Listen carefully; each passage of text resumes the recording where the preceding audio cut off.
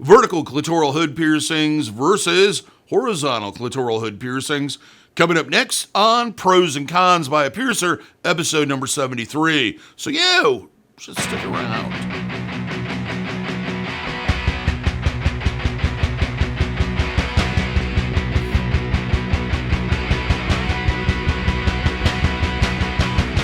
For those that are new to the channel, my name is DaVo. I'm a professional body piercer and have been since 1994. I own and operate the Axiom Body Piercing Studio, located here in Des Moines, Iowa, inside Skin Kitchen Tattoo. So when I talk to you about these things, I'm talking to you with a level of expertise as somebody that has been in the industry for well over 26 years.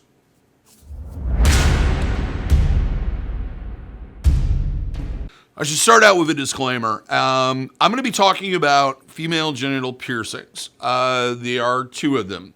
And if you are easily offended, not an appropriate age, maybe it's this type of content is not allowed in your part of the world, I would suggest you watch something else.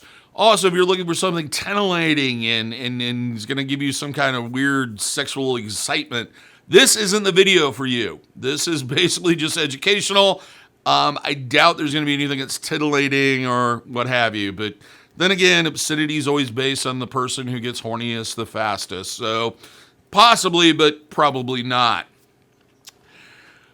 First off, what are we talking about when we talk about these two piercings? There is the vertical clitoral hood piercing, which is done straight up and down through that thin layer of tissue that kind of drapes or hoods the clitoris.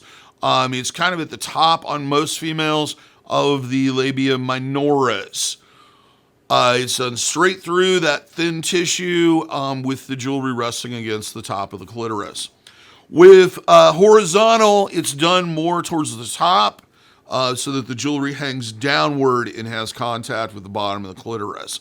It's basically just done kind of at the root or the top of that hood tissue.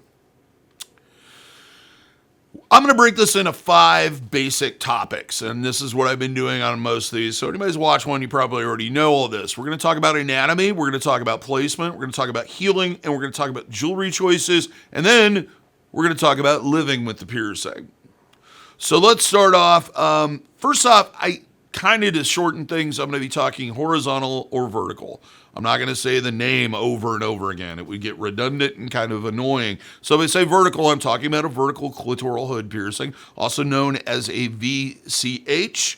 If I talk about horizontal, I'm talking about a horizontal clitoral hood piercing, also known as HCH.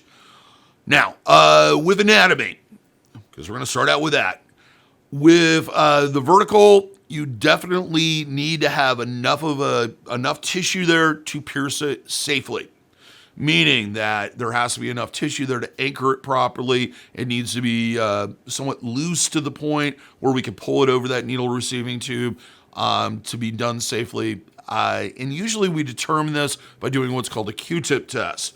Basically, we take a Q-tip, pull off as much of it as we can, put a slight bit of water lubricant on there, slide it underneath that tissue, and it will usually tell us how pronounced it is and how much tissue we have to work with and how flexible it is.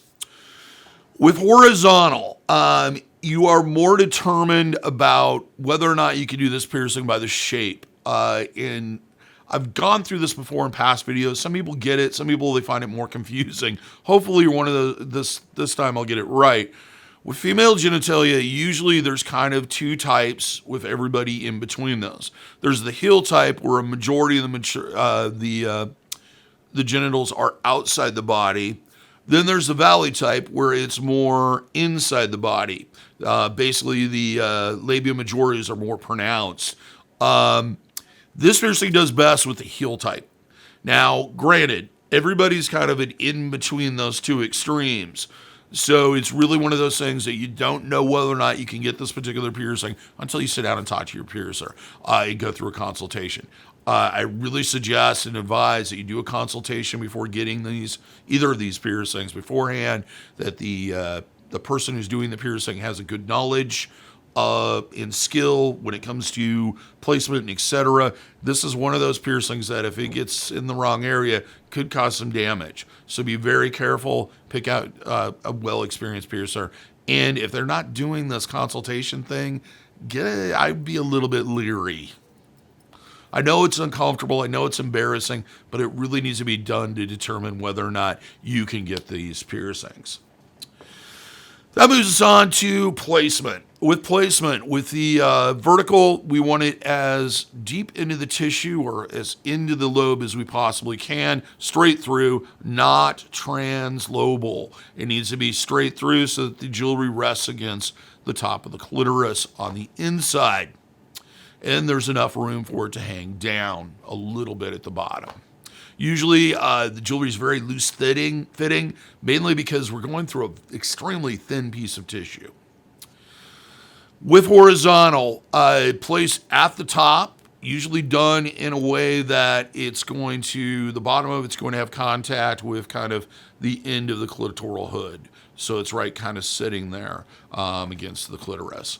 It varies from person to person, and it's one of those things where a skilled piercer is going to know where it's going to work best for you and what's going to cause the least amount of problems. That moves us on to healing. Both of these heal fairly quickly. Some things you're going to have to deal with on both of them is they can bleed, sometimes anywhere from 3 to 5 days, so you do want to wear some type of sanitary napkin. Additionally, everybody asks about sex. It's whenever you're comfortable, but I would suggest using a latex barrier for a minimum of 6 months just to be on the safe side. With the horizontal, you have kind of the additional problem with healing that sometimes, because the jewelry is larger, has more contact, more mobility, it tends to twist a little bit more. It tends to get moved around and shifted a lot more than the vertical. The vertical tends to be kind of a stationary piercing that doesn't have a lot of issues, unless, of course, you pierce it with a ring, which is possible. So out of the two, I would say the vertical is a slightly easier heal, but they're both fairly easy to heal, not prone to problems, not prone to rejection, and not prone to infection or other issues, as long as they're done correctly. That moves us on to jewelry choices. With the vertical, you can either do it with a curved barbell with 2 balls on both ends. I don't suggest complicated gem settings and etc. initially, especially for the initial piercing. Maybe after it heals, you could probably put some bling bling on there. The issue with a lot of that stuff is it's more readily to get caught on stuff.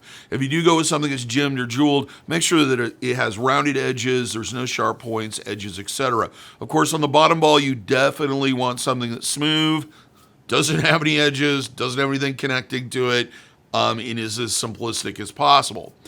The other option is to wear circular jewelry in the piercing, rings, circular barbells, etc. During the healing process, this may cause an increase in the likelihood of maybe a prolonged healing and maybe some issues, just basically because of the amount of movement and the amount of contact that jewelry is going to have, because it has a higher profile and comes in contact with stuff a lot more than a curved barbell is going to. But that would be your other option, and you can switch out even after it heals. With horizontal, we usually do it with a ring or a circular barbell. The idea is that it hangs down and lays against that underside area. You could technically do this with a straight barbell. I believe I've done it in the past. We did kind of a series on a lady that really wanted something kind of different. But if you're looking for any type of gratification from it, so to speak, that hanging jewelry is going to be your best option. Generally, even after it heals, I mean, most piercers will place it where they think it's going to work best for you, but they don't know you in that way, and they really are not interested in knowing you that way, generally. So you may need to experiment with different jewelry types, sizes, shapes, etc. to see what works best for you after the piercing heals. Everybody's a little different. Understand that a lot of this is in your mind anyway, and new sensations, etc. So do that experimental stuff afterwards. During the initial healing period, very much suggest sticking with simple jewelry. With the rings, the one advantage to it is you don't have to worry about the balls coming unscrewed. Any piece that has ends that are either threaded or unthreaded always has a possibility of the balls falling off. With rings, you have kind of a closure that's not as readily prone to that per se as the barbells. Also, you're not going to have the weight of the ball against the piercing area. So sometimes, in some cases, I've suggested a ring over a barbell, even with verticals, basically because there's kind of an issue sometimes with certain people that if the tissue is very thin, it can kind of cause that ball to sink in and even push through. So take that into account and talk to your piercer about it. What's going to work best for you? And after it heals, you have a wide open variety of things that you can try. And that brings us to the last thing, living with the piercing. With the vertical, usually it doesn't impede things very much. I really don't think that most people notice it. You may notice a lack or a reduction, and this is with either of them, of the effectiveness of the sensation as the newness starts to wear off. I know a lot of people will claim that it loses sensitivity. I think it has more to do with you get used to it. It isn't as exciting as it once was, so it doesn't do what it did once, like at the beginning.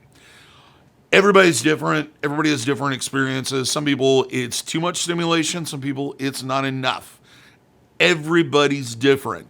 So take that into account. As far as living with the piercing after it heals, usually with verticals, other than checking, the only maintenance you need to do is check the ends on the barbells to make sure they're on tight.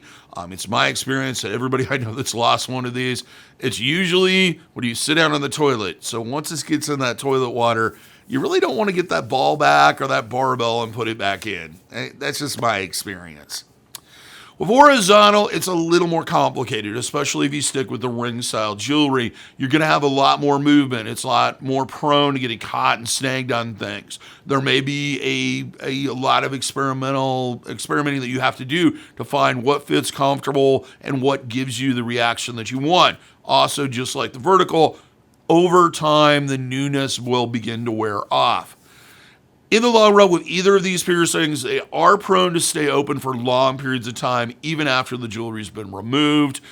Usually, if somebody comes in and they want to re-pierce one of these, the first thing I do is I take a taper pin and double check to make sure that the piercing is closed, because often it isn't, and the jewelry slides right back in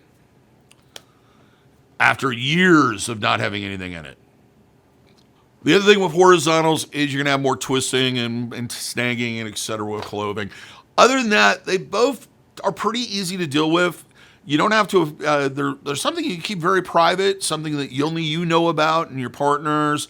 Most people, there's a lot of people walking around out there, people with these piercings, you wouldn't have a clue that they have them. It's a very private piercing. It's something you do for yourself. It's something you do to claim that part of your body, whatever your motivation is behind it, sexual enhancement, etc. Both of these piercings are easy to heal, tend to heal fairly quickly, and are not very traumatic at all, actually. For example, I can't remember the last time I saw an infection in a genital piercing, if I ever have. There's a lot of blood flow there. Your body's immune system is very strong. That part of your body is designed to take a lot of abuse, so to speak, and it heals very, very quickly. So this is an easy piercing to heal, and it's an easy piercing to wear even after it heals. Well, I don't know if I can babble on any more about this today because I feel like I'm talking in circles. If I am, comment. Let me know. I need to be held accountable. If you like this, give me a thumbs up. Let me know that you liked it. We like it when you like it. If you haven't subscribed already, please do so. Click that notification bell so that you're notified every single time we post something. We usually post between 4 to 5 videos a week, 2 on body piercing education every single week. And I've been continuing that for a little bit, a year and a half. If I said something or I brought up a question or you don't feel like I fully answered your question about either of these piercings, please leave a comment. If you have either of these piercings and you would love to share your experience with them, please leave a comment. If you have a question about something unrelated, please leave a comment. I like to keep up on the comments. I usually answer them if I have time, and I will continue to do that until there's so many of them I can't do it anymore. Have to hire somebody or something. I don't know. If you like merch, you like swag, you like t-shirts, you like tote bags, you like coffee mugs, you like phone cases, check out our merch store. Roughly about a dozen designs, various different colors, and products to choose from. There's a merch shelf below. There's also, you can click on the link in the description. Till next time, here's hoping all your piercings heal with ease and without a single issue. And if you're in the Des Moines, Iowa area, I hope to see your body piercing needs in the future. My appointment only, at least for the next month. Everybody else, thank you for watching. Stay safe, stay healthy. Please practice social distancing, washing your goddamn hands, and wearing the mask. Nobody likes to wear them, but it's better than getting sick, because nobody likes getting sick. Have a good day, guys.